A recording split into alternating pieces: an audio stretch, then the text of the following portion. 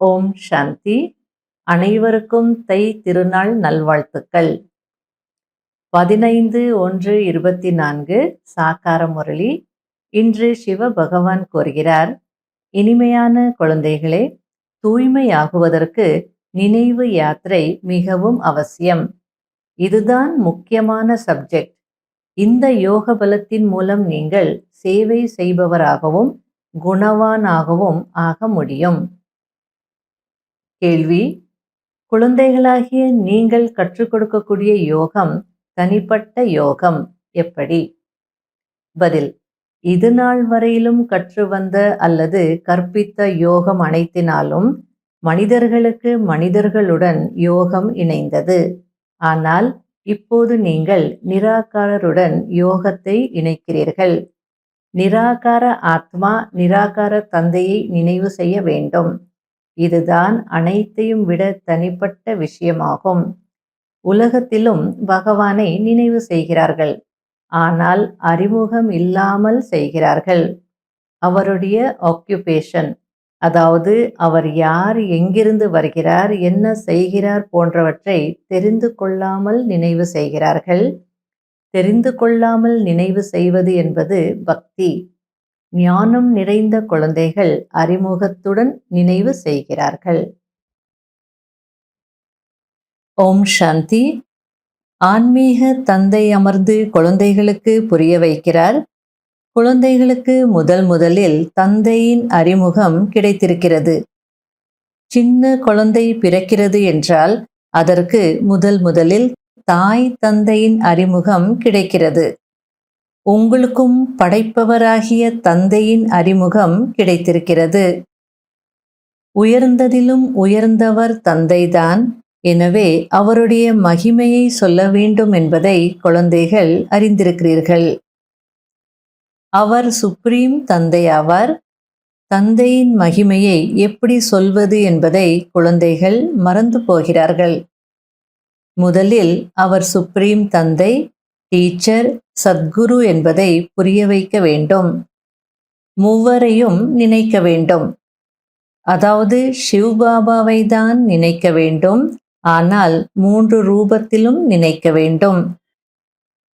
நீங்கள் தந்தையின் மகிமையை அறிந்திருக்கிறீர்கள். எனவேதான் மகிமை செய்கிறீர்கள். அவர்களோ உயர்ந்ததிலும் உயர்ந்த தந்தையை கல்லிலும் முள்ளிலும் இருக்கிறார் என்று சொல்கிறார்கள். எனவே தந்தையின் உண்மையான அறிமுகத்தை கொடுக்க வேண்டும். மற்ற யோகங்கள் அனைத்திலும் மனிதர்கள் மனிதர்களுடன் தொடர்பு கொள்கிறார்கள். எந்த மனிதரும் நிராகாரரின் அறிமுகத்தை தெரிந்து கொண்டு தொடர்பு கொள்ளவில்லை. ஞானம் கொடுப்பவர் ஒரே ஒரு தந்தைதான். வேறு யாருக்கும் இந்த ஞானம் இல்லை. அவர் ஞானம் கொடுக்கும் போதுதான் நீங்கள் பிறருக்கு சொல்ல முடியும். யாருக்கும் ஞானம் கொடுக்கவில்லை என்றால் அவர் அஞ்ஞானிதான். அதாவது ஞானத்தில் இருந்தும் மற்றவங்களுக்கு ஞானம் சொல்லலை அப்படின்னா அவங்க அஞ்ஞானிக்கு ஈக்குவல் தானே அப்படின்றார். ஞானம் இல்லை என்றால் பக்தி இருக்கும். ஆத்ம அபிமானியாக இருப்பவருக்கு தான் ஞானம் இருக்கும். அதாவது ஆரம்பத்தில் இப்படியெல்லாம் சேவை செய்யணும் அல்லது நம்ம போய் சேவை செய்ய போகிறோன்றதுலாம் தெரியாது. தயார் பண்ணுறார் பாபா, மோட்டிவேட் பண்ணி ஊக்குவித்து இப்படியெல்லாம் சொல்லணும், புரிய வைக்கணும். யாருக்குமே தந்தையினுடைய உண்மையான அறிமுகம் இல்லை, உங்களுக்கு இருக்குது அப்படின்னா நீங்கள் தான் சொல்லணும். ஆனால் உங்களுக்குள்ளேயும் சொல்லலை அப்படின்னா நீங்கள் அஞ்ஞானி தான். ஆத்மா அபிமானியாக இருந்தீங்கன்னா ஞானம் இருக்கும். அப்போ தான் மற்றவங்களுக்கும் புரிய வைக்க முடியும் அப்படின்னு எல்லாம் பாபா சொல்லி கொடுத்து தயார் பண்ணியிருக்கிறார். தந்தை பிரஜாபிதா பிரம்மாவின் தொழிலை பற்றியும் தெரிவித்திருக்கிறார். மேலும் தன்னுடைய தொழிலையும் தெரிவித்திருக்கிறார். மனிதர்கள் சிவன் மற்றும் சங்கரரை சேர்த்து ஒன்றாக்கி விட்டார்கள். இப்படி மனிதர்கள் இருக்காங்க, உங்களுக்கு தான் உண்மையான அறிமுகம் இருக்கு, ஆகையில நீங்க தான் மற்றவங்களுக்கு புரிய வைக்கணும் அப்படின்றார். பிரஜாபிதா பிரம்மா கூட தேகதாரிதான். எத்தனை குழந்தைகள் இருக்கிறார்கள்? இவர் வியக்த பிரம்மா, அவர் அவ்வியக்த பிரம்மா. அதாவது இவர் பிரஜாபிதா பிரம்மா வியக்த சரீரத்தில் இருக்கிறார், அவர் சூக்ஷ்ம சரீரத்தில் இருக்கிறார். அதாவது படத்துல நம்ம எப்படி காட்டிருக்கிறோம், கீழையும் பிரம்மாவை காட்டிருக்கிறோம், சூக்ஷ்ம வதனத்திலையும் பிரம்மாவை காட்டிருக்கிறோம். அப்போ கேட்பாங்க, அப்போ அவங்களுக்கு புரிய வைக்கணும். இங்கே இருப்பவர் சரீரத்தில் இருக்கக்கூடிய வியக்த பிரம்மா, அவர் அவ்வியக்த பிரம்மா, சூக்ஷ்ம சரீரத்தில் இருக்கக்கூடிய பிரம்மா. சூக்ஷ்ம வதனத்தின் சித்திரம் இல்லை என்றால் புரிய வைப்பது கடினம்.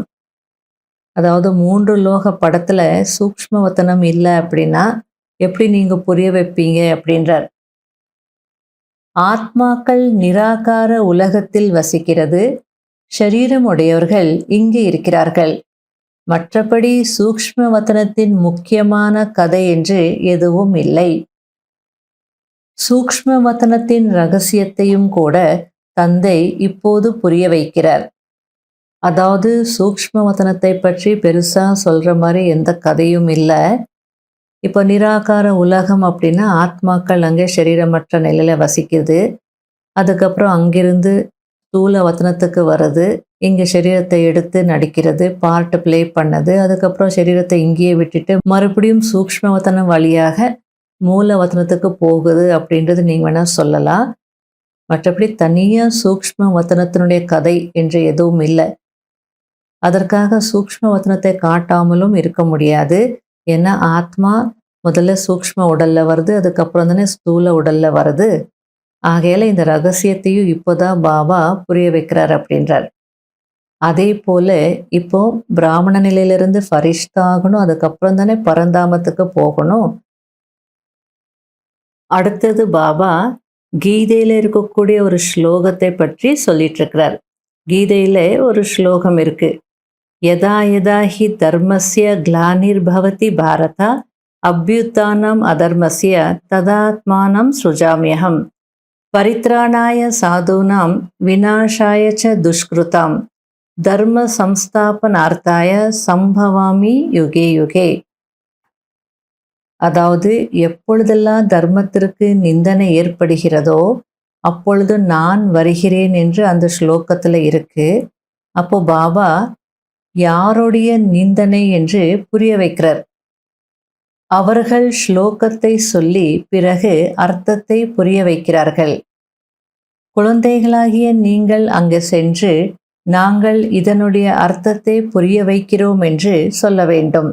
பிறகு உடனே புரிய வைக்க வேண்டும். அவர்தான் எல்லையற்ற தந்தை, சொர்க்கத்தை படைப்பவர். நாம் அனைவரும் அவருடைய குழந்தைகள், சகோதரர்கள் என்பதை புரிய வைக்க வேண்டும். தந்தை பாரதத்தில்தான் வருகிறார், பாரதவாசிகள்தான் சொர்க்கவாசிகளாக ஆகுகிறார்கள். இது மிகவும் சகஜமானது. ஆனால் அவர்கள் புரிந்து கொள்ளவில்லை. பாபாவிற்கு அதிசயமாக இருக்கிறது. ஒரு நாள் விலை மாதர்கள் கூட வந்து புரிந்து கொள்வார்கள். கடைசியில் வரக்கூடியவர்கள் கூட வேகமாக செல்வார்கள். எனவே வேசிகளுக்கு கூட சென்று புரிய வையுங்கள் என்று பாபா கூறுகிறார். ஆனால் இதற்கு முக்கியமாக யோக பலம் வேண்டும். முற்றிலும் தூய்மையற்றவர்களாக இருக்கிறார்கள். தூய்மையாகுவதற்கு நினைவு யாத்திரை மிகவும் அவசியமாகும். இப்போது இது சங்கம யுகம். நீங்கள் புருஷோத்தமராக மாறிக்கொண்டிருக்கிறீர்கள். நினைவின் மூலம்தான் நீங்கள் தூய்மையாகிறீர்கள்.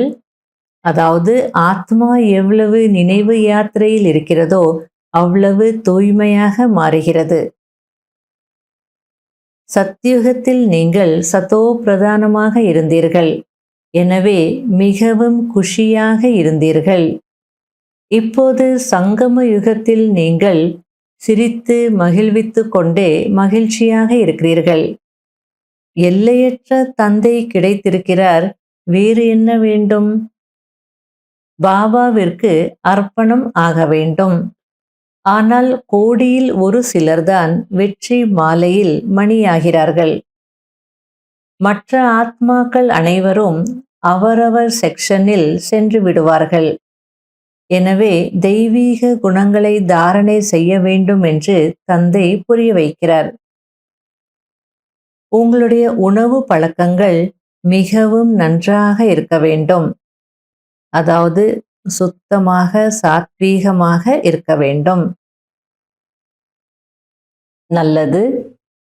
இனிமையிலும் இனிமையான காணாமல் போய் கண்டெடுக்கப்பட்ட செல்ல குழந்தைகளுக்கு மாத் பிதா பாப் தாதாவின் அன்பு நினைவுகள் மற்றும் காலை வணக்கம். ஆன்மீக குழந்தைகளுக்கு ஆன்மீக தந்தையின் நமஸ்காரம். கடைபிடிக்க வேண்டிய முக்கியமான சாராம்சம். முதல் பாயிண்ட், தூய்மையற்றவர்களை தூய்மையாக்கக்கூடிய சேவை செய்ய வேண்டும். தாழ்ந்தவர்களுக்கும் விலை மாதர்களுக்கும் ஞானம் கொடுங்கள். கீழே விழுந்தவர்களை உயர்த்துங்கள், அவர்களை முன்னேற்றுங்கள், அப்போது பேர் பிரசித்தமாகும்.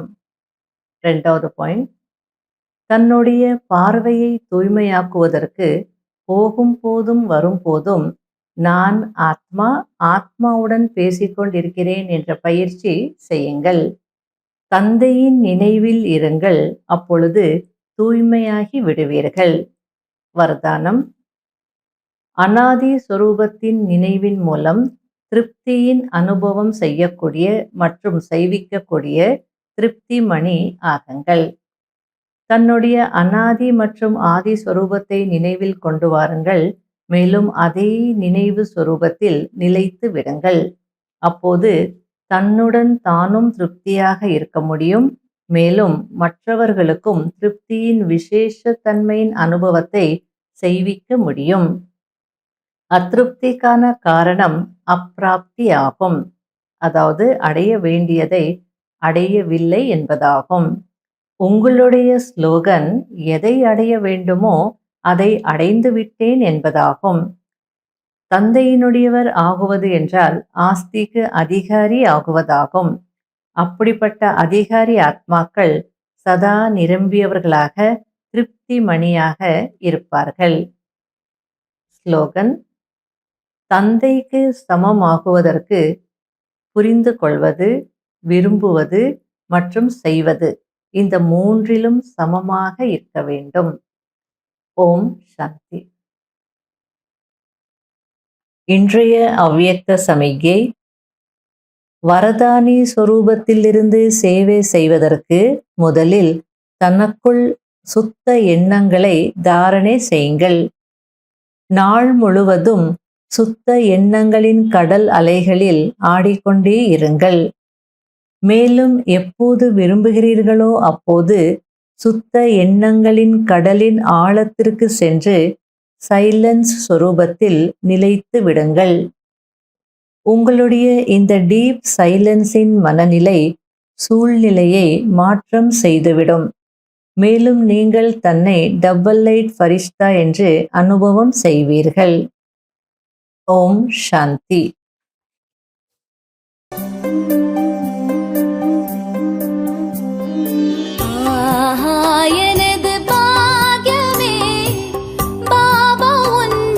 கிடைத்ததே எனது பாக்யமே, பாபா உன் அன்பு கிடைத்ததே. கடலே கடலே உன்னிடம் உன்னிடம்